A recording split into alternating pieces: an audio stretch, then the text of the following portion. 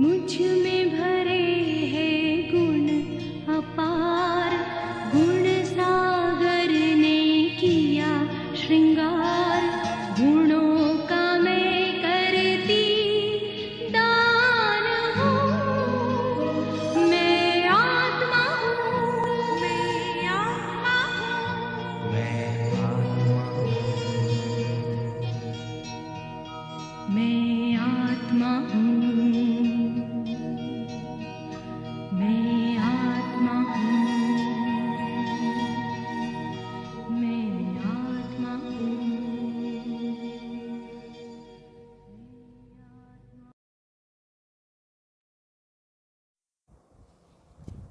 ओम शांति।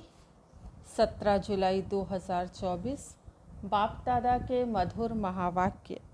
मीठे बच्चे, इस शरीर को ना देख आत्मा को देखो, अपने को आत्मा समझ आत्मा से बात करो। इस अवस्था को जमाना है, यही ऊंची मंजिल है। प्रश्न: तुम बच्चे बाप के साथ ऊपर घर में कब जाएंगे? उत्तर: जब अपवित्रता की मात्रा रिंचक भी नहीं रहेगी। जैसे बाप प्योर है, ऐसे तुम बच्चे भी प्योर बनेंगे, तब ऊपर जा सकेंगे। अभी तुम बच्चे बाप के सम्मुख हो। ज्ञान सागर से ज्ञान सुन सुनकर जब फुल हो जाएंगे, बाप को नॉलेज से खाली कर देंगे, फिर वह भी शांत हो जाएंगे और तुम बच्चे भी शांति धाम में चले जाएंगे। वहाँ ज्ञान टपकना बंद हो जाता है। सब कुछ दे दिया, फिर उनका पार्ट है साइलेंस का। ओम शांति। शिव भगवानुवाच। जब शिव भगवानुवाच कहा जाता है तो समझ जाना चाहिए एक शिव ही भगवान व परमपिता परमात्मा है। उनको ही तुम बच्चे व आत्मा याद करती हो। परिचय तो मिला रचता बाप से, यह तो जरूर है नंबरवार पुरुषार्थ अनुसार ही याद करते होंगे। सब एक रस याद नहीं करेंगे, ये बहुत सूक्ष्म बात है। अपने को आत्मा समझ दूसरे को भी आत्मा समझें। ये अवस्था जमाने में टाइम लगता है। वह मनुष्य लोग तो कुछ भी नहीं जानते, ना जानने के कारण सर्वव्यापी कह देते। जिस प्रकार तुम बच्चे अपने को आत्मा समझते हो, बाप को याद करते हो, ऐसे और कोई याद नहीं कर सकते होंगे। कोई भी आत्मा का योग बाप के साथ है नहीं। यह बातें हैं बहुत गुह्य महीन। अपने को आत्मा समझ बाप को याद करना है। कहते भी हैं हम भाई भाई हैं, तो आत्मा को ही देखना चाहिए, शरीर को नहीं देखना चाहिए। ये बहुत बड़ी मंजिल है। बहुत हैं जो बाप को कभी याद भी नहीं करते होंगे। आत्मा पर मैल चढ़ी हुई है। मुख्य आत्मा की ही बात है। आत्मा ही अब तमो प्रधान बनी है। जो सतो प्रधान थी, यह आत्मा में ज्ञान है। ज्ञान का सागर परमात्मा ही है। तुम अपने को ज्ञान सागर नहीं कहेंगे। तुम जानते हो हमको बाबा से पूरा ही ज्ञान लेना है। वह अपने पास रखकर क्या करेंगे? अविनाशी ज्ञान रत्नों का धन तो बच्चों को ही देना है। बच्चे नंबरवार पुरुषार्थ अनुसार उठाने वाले हैं। जो जास्ती उठाते हैं वही अच्छी सर्विस कर सकते हैं। बाबा को ज्ञान सागर कहा जाता है। वह भी आत्मा, तुम भी आत्माएं। तुम आत्माएं सारा ज्ञान ले लेती हो। जैसे वह एवर प्योर है, तुम भी एवर प्योर बनेंगे। फिर जब अपवित्रता की रिंचक भी नहीं रहेगी, तब ऊपर चले जाएंगे। बाप याद के यात्रा की युक्ति सिखलाते हैं। यह तो जानते हैं सारा दिन याद नहीं रहती है। यहाँ तुम बच्चों को बाप सम्मुख बैठ समझाते हैं और बच्चे तो सम्मुख नहीं सुनते, मुरली पढ़ते हैं। यहाँ तुम सम्मुख हो। अपने को आत्मा समझ बाप को याद करो और ज्ञान भी धारण करो। हमको बाप जैसा संपूर्ण ज्ञान सागर बनना है। फुल नॉलेज समझ जाएंगे तो जैसे कि बाप को नॉलेज से खाली कर देंगे, फिर वह शांत हो जाएंगे। ऐसे नहीं, उनके अंदर ज्ञान टपकता होगा। सब कुछ दे दिया, फिर उनका पार्ट रहा साइलेंस का। जैसे तुम साइलेंस में रहेंगे तो ज्ञान थोड़े ही टपकेगा। यह भी बाप ने समझाया है। आत्मा संस्कार ले जाती है। कोई सन्यासी की आत्मा होगी तो छोटेपन में ही उनको शास्त्र कंठ हो जाएंगे, फिर उनका बहुत नाम हो जाता है। अब तुम तो आए हो नई दुनिया में जाने के लिए, वहाँ तो ज्ञान के संस्कार नहीं ले जा सकते, यह संस्कार मर्ज हो जाते हैं। बाकी आत्मा को अपनी सीट लेनी है नंबरवार पुरुषार्थ अनुसार। फिर तुम्हारे शरीरों पर नाम पड़ते हैं। शिव बाबा तो है ही निराकार, कहते हैं मैं इन ऑर्गन्स का लोन लेता हूँ। वह तो सिर्फ सुनाने ही आते हैं, वह कोई का ज्ञान सुनेंगे नहीं, क्योंकि स्वयं ज्ञान का सागर है ना।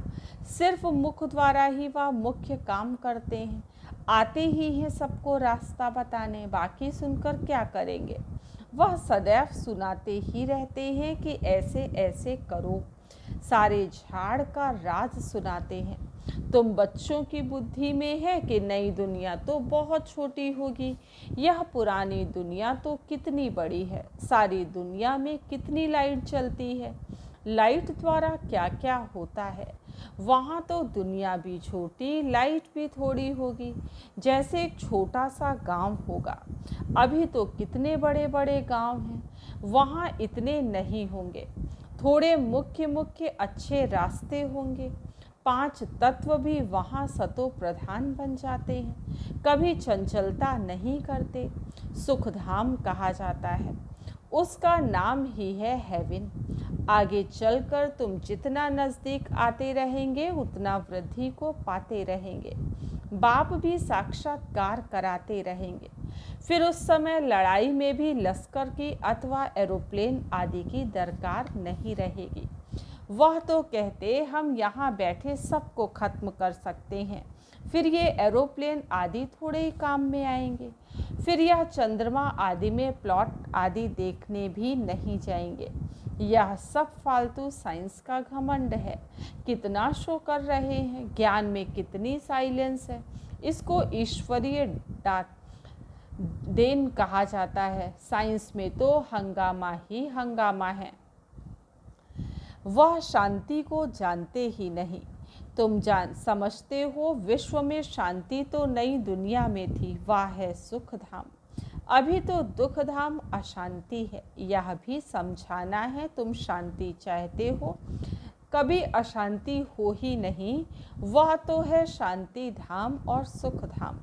स्वर्ग तो सब चाहते हैं, भारतवासी ही वैकुंठ स्वर्ग को याद करते हैं, और धर्म वाले वैकुंठ को याद नहीं करते। वह सिर्फ शांति को याद करते हैं, सुख को तो याद कर ना सके। लॉ नहीं कहता, सुख को तो तुम ही याद करते हो, इसलिए पुकारते हो हमें दुख से लिबरेट करो। आत्माएं असल शांति धाम में रहने वाली हैं, यह भी कोई जानते थोड़े ही हैं। बाप समझाते हैं तुम बेसमझ थे, कब से बेसमझ बने।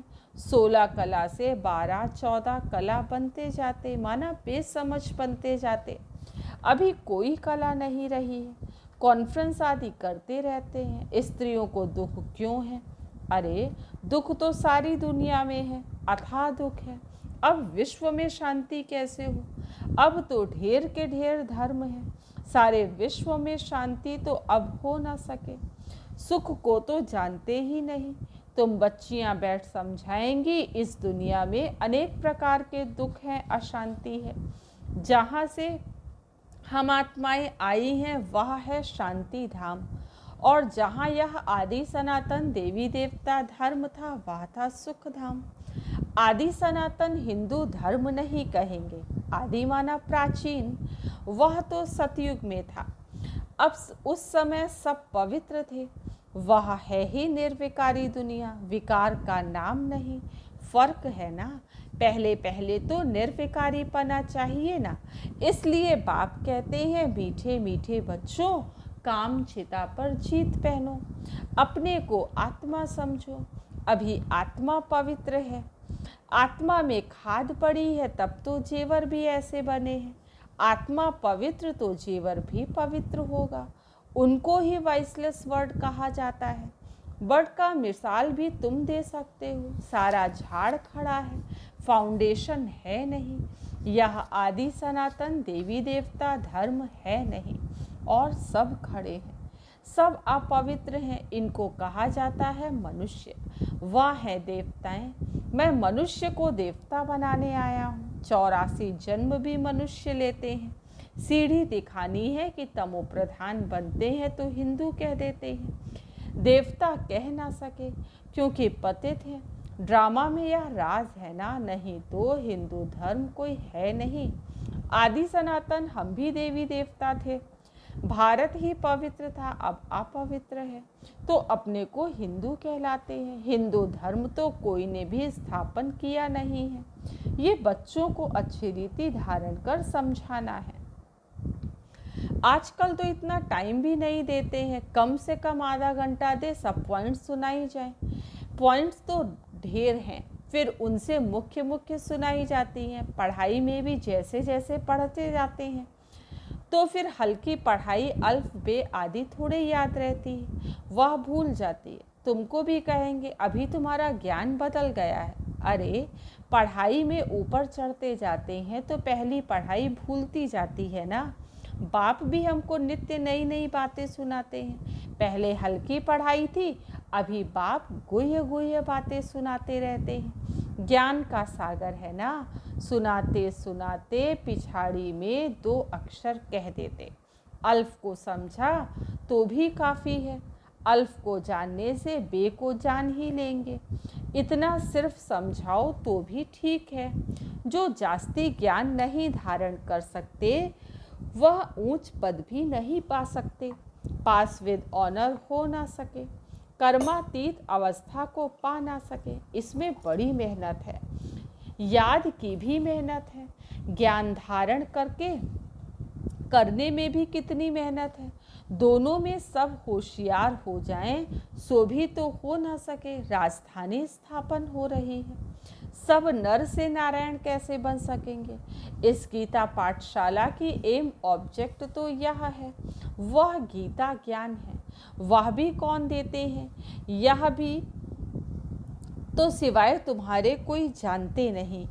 अभी है कब्रिस्तान, फिर परिस्तान होने का है। अभी तुम्हें ज्ञान चिता पर बैठ पुजारी से पूज्य जरूर बनना है। साइंस वाले भी कितने होशियार होते जाते हैं, इन्वेंशन निकालते रहते हैं। भारतवासी हर बात का अक्ल वहाँ से सीख कर आते हैं। वह भी पिछाड़ी में आएंगे तो इतना ज्ञान उठाएंगे नहीं, फिर वहाँ भी आकर यही इंजीनियरिंग आदि का काम करेंगे। राजा रानी तो बन ना सके, राजा रानी के आगे सर्विस में रहेंगे। ऐसे ऐसे इन्वेंशन निकालते रहेंगे। राजा रानी बनते ही हैं सुख के लिए, वहाँ तो सब सुख मिल जाने हैं। तो बच्चों को पुरुषार्थ पूरा करना चाहिए, फुल पास होकर कर्मातीत अवस्था को पाना है। जल्दी जाने का ख्याल नहीं आना चाहिए। अभी तुम हो ईश्वरीय संतान, बाप पढ़ा रहे हैं। यह मिशन है मनुष्यों को चेंज करने के लिए, जैसे बौद्धियों की क्रिश्चियंस की मिशन होती है ना। कृष्ण और क्रिश्चियन की भी रास मिलती है, उन्हों को लेन देन का भी बहुत कनेक्शन है। जो इतनी मदद करते हैं उनकी भाषा आदि छोड़ देना यह भी एक इंसल्ट है। वह तो आते ही पीछे हैं, ना बहुत सुख ना बहुत दुख उठाते हैं। सारे इन्वेंशन वे लोग निकालते हैं, यहाँ भल कोशिश करते हैं परंतु एक्यूरेट कभी बना नहीं सकेंगे। विलायत की चीज़ अच्छी होती है, ऑनेस्टी से बनाते हैं। यहाँ तो डिसऑनेस्टी से बनाते हैं, अथाह दुख है। सबके दुख दूर करने वाला वह एक निराकार बाप के सिवाय और कोई मनुष्य हो ना सके। भल कितनी भी कॉन्फ्रेंस करते हैं, विश्व में शांति हो, धक्का खाते रहते हैं। सिर्फ माताओं के दुख की बात नहीं है, यहाँ तो अनेक प्रकार के दुख हैं। सारी दुनिया में झगड़े मारा मारी की ही बात है। पाई पैसे की बात पर मारा मारी कर देते हैं, वहाँ तो दुख की बात नहीं होती। यह भी हिसाब निकालना चाहिए। लड़ाई कभी भी शुरू हो सकती है, भारत में रावण जब से आता है तो पहले पहले घर में लड़ाई शुरू होती है, जुदा जुदा हो जाते हैं, आपस में लड़ मरते हैं, फिर बाहर वाले आते हैं, पहले ब्रिटिश थोड़े ही थे, फिर वह आकर बीच में रिश्वत आदि देकर अपना राज्य कर लेते हैं। कितना रात दिन का फर्क है, नया कोई भी समझ ना सके। नई नॉलेज है ना जो फिर प्रायः लोप हो जाती है। बाप नॉलेज देते हैं फिर वह गुम हो जाती है। यह एक ही पढ़ाई है, एक ही बार एक ही बाप से मिलती है। आगे चल तुम सबको साक्षात्कार होते रहेंगे कि तुम यह बनेंगे, परंतु उस समय कर ही क्या सकेंगे, उन्नति को पा नहीं सकेंगे। रिजल्ट निकल चुकी, फिर ट्रांसफ़र होने की बात हो जाएगी, फिर रोएंगे पीटेंगे, हम बदली हो जाएंगे नई दुनिया के लिए।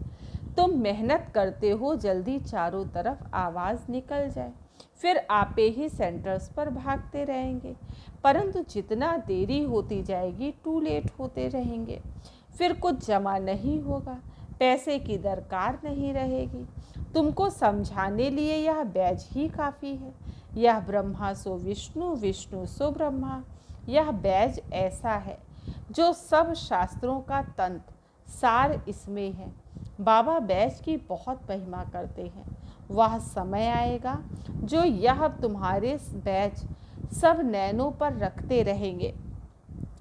मन मनाभव इसमें है, मुझे याद करो तो यह बनेंगे। फिर यही 84 जन्म लेते हैं। पुनर्जन्म ना लेने वाला एक ही बाप है। अच्छा, मीठे मीठे सिकील दे बच्चों प्रति माता पिता बाप दादा का याद प्यार और गुड मॉर्निंग। रूहानी बाप की रूहानी बच्चों को नमस्ते। हम रूहानी बच्चों की रूहानी बाप दादा को याद प्यार गुड मॉर्निंग और नमस्ते।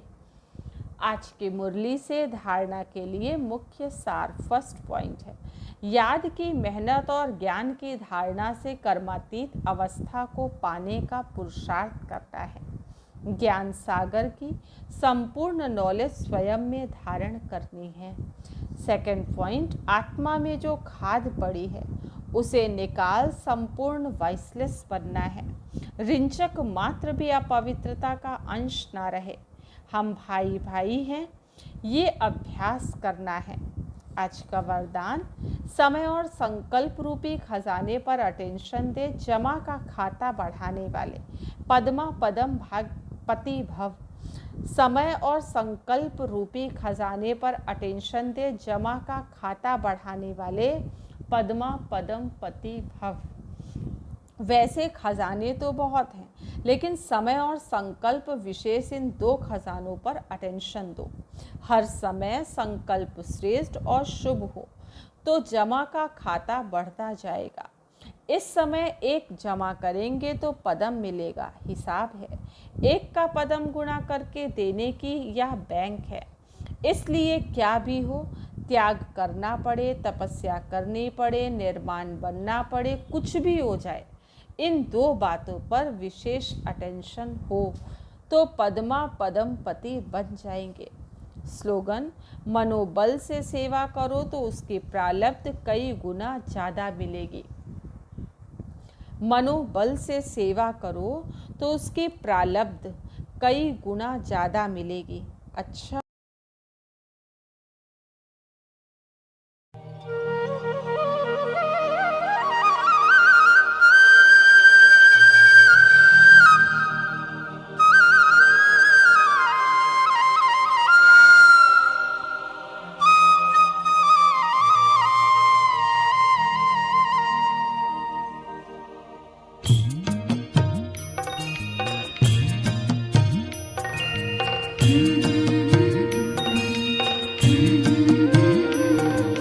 बाबा तेरी मीठी मुरली की धुन सुन कर के मन हर्षाए, हो सुन कर के मन हर्षाए। बाबा तेरी मीठी मुरली की धुन सुन कर के मन हर्षाए, हो सुन कर के मन हर्षाए। रास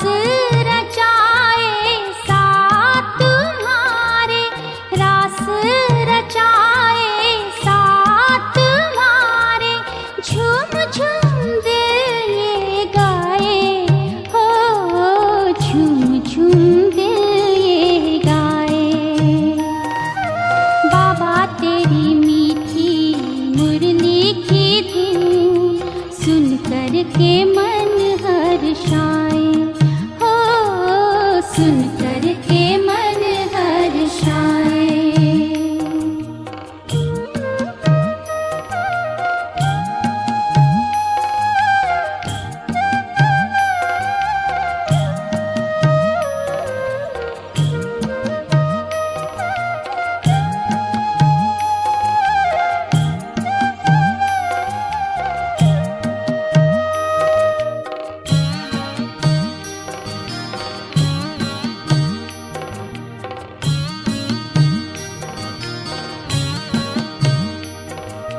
मुरली तेरी प्रीत है दिल की, देती अनुभव निराला, हो देती अनुभव निराला।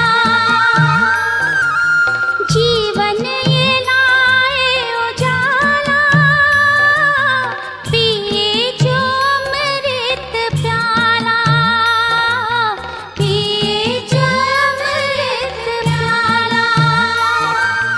मुरली की तान पे तेरे अतीन्द्रिय सुख हम पाए, हो अतीन्द्रिय सुख हम पाए। बाबा तेरी मीठी मुरली की धुन सुन कर के मन हर्षाए, हो सुन कर के मन हर्षाए।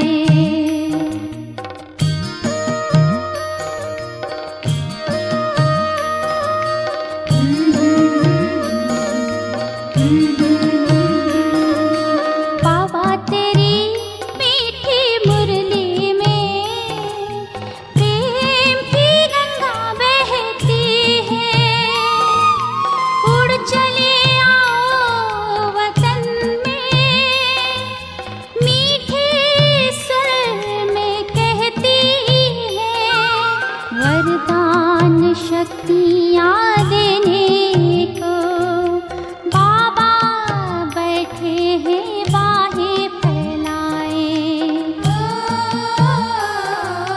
बाबा तेरी मीठी मुरली की धुन सुन कर के मन हर्षाए, हो सुन कर के मन हर्षाए।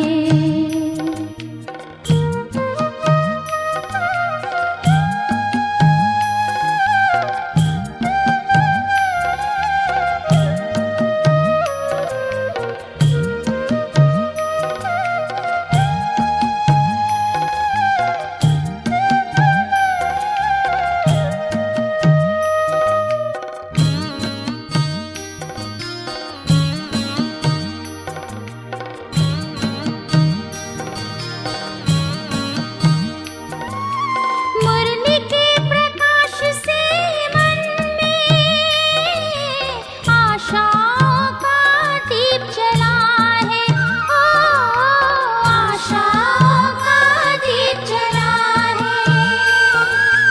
मीठा अंधेरा जीवन का नव प्रभात खिला है, ओ नव प्रभात खिला है।